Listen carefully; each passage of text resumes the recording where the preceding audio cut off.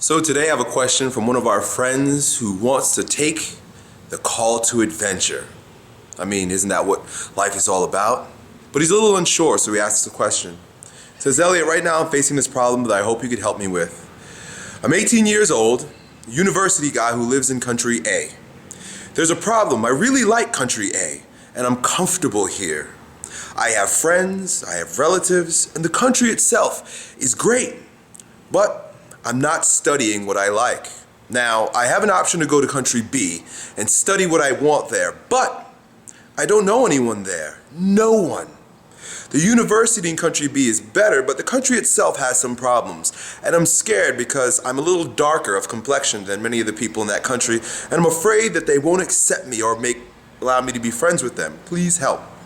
So, not unlike many questions that I received, not unlike many questions that I've answered, but your question reminded me of an incredible story that I read some years ago. In fact, I posted it on my blog, and I'll put a link for you guys to read it on your own also. But I wanted to relay this story to you because it's exactly what I thought when I read your question. It's about a prince. Now, I mean, who's got it better than a prince? And he was raised in a kingdom with the king and the queen, and they provided with him with all the education, all of the luxury, all of the things that can make a life joyful, pleasurable. He was educated by the best teachers. He was afforded everything that he needed to be fully self-actualized. And at some point, he decides that he needs to go off into the forest. I think at the point that part of the reason why he wanted to go out into the forest is because he felt he had a bigger mission in his life. And he set off and left behind all of the wonderful things that his homeland, country A, had to offer. Right? Doesn't get any better than that. To experience what the world in all of its confusion and ambiguity and instability, insecurity has to offer. This is an incredible kid. And as he made his way out into the forest, out into the world, and he was warned by others, especially those that loved him, that there is a monster out there. Sticky Monster, they called him. And they said that he likes to kill people, and you ought to be careful when you go out there. Now, we have armed you with, I think the name of the story is 5 weapons. We've armed you with 5 weapons. So, I mean, the guy is well-rounded in every single way. He's got everything that he needs for full nourishment of mind and body, and he's got weapons. And he goes out, and the people are still like, be careful, my friend. Be careful, young prince. Because there are challenges out there, one in which, in particular, is known to destroy all men. Do you see where I'm going with this? Because your situation is very similar. There's fears associated with what might destroy who you are out in that world. But listen, our prince is an extraordinary man, extraordinary boy becoming a man. And as he adventures out into the forest, he meets Sticky Monster. And Sticky Monster approaches him and says, "Ha! Where do you think you're going? This is my forest and you shall not pass. In fact, I will kill you immediately. Prepare yourself for death." And the prince says, "All right, bet. I got you, motherfucker," and pulls out a bow and arrow, one of his weapons. Pulls out the bow and arrow and says, "You're done. These arrows are laced with poison that will destroy you immediately." Boom! And lets go of the arrow. Pop! And it hits Sticky Monster and it sticks to him. Sticky Monster looks at the arrow on his chest and says, "Not good enough. They didn't give you the right weapon, my friend. What else have you got?" So he says, "Fine." Pulls out a sword, right? And says, "Prepare yourself for death, Sticky Monster." And runs to the Sticky Monster and goes, and it just sticks. Goes right inside the monster. The monster just looks at it and laughs, pulls it out, throws it to the floor and says, "Not strong enough.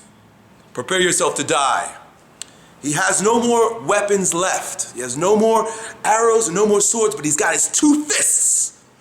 And he comes at the Sticky Monster to take him down with all he has left.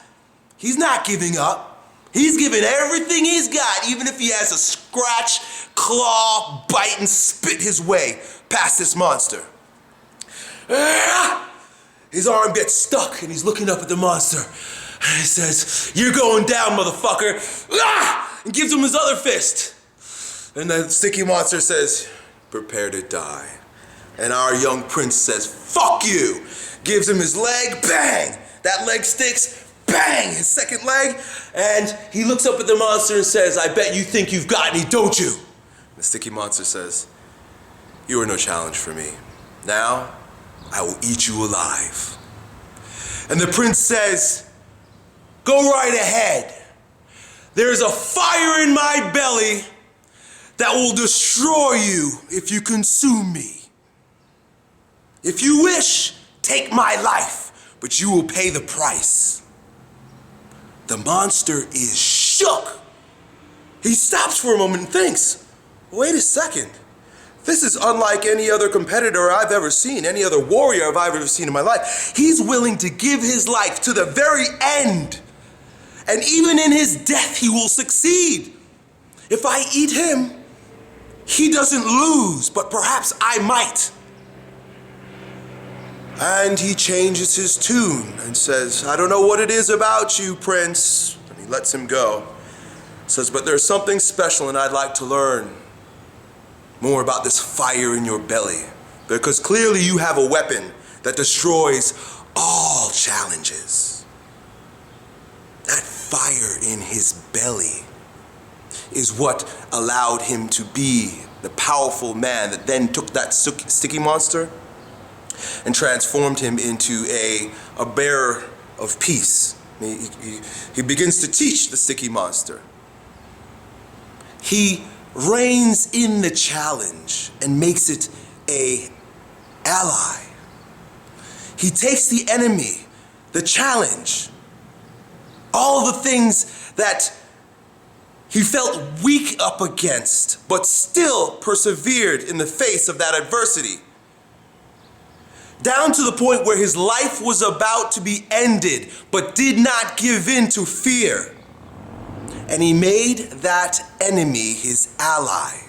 My friend, make your brown skin, make your lack of contacts, make your fear of the unknown your greatest ally.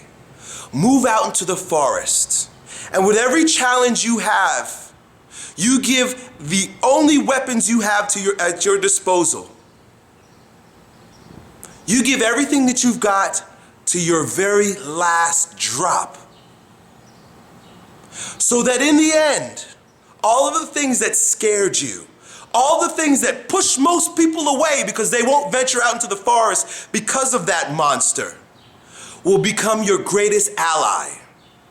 And you will not only be a stronger version for yourself, but you will be a stronger version for others who you will inspire to go out into the forest and use the fire in their belly to overcome. Done.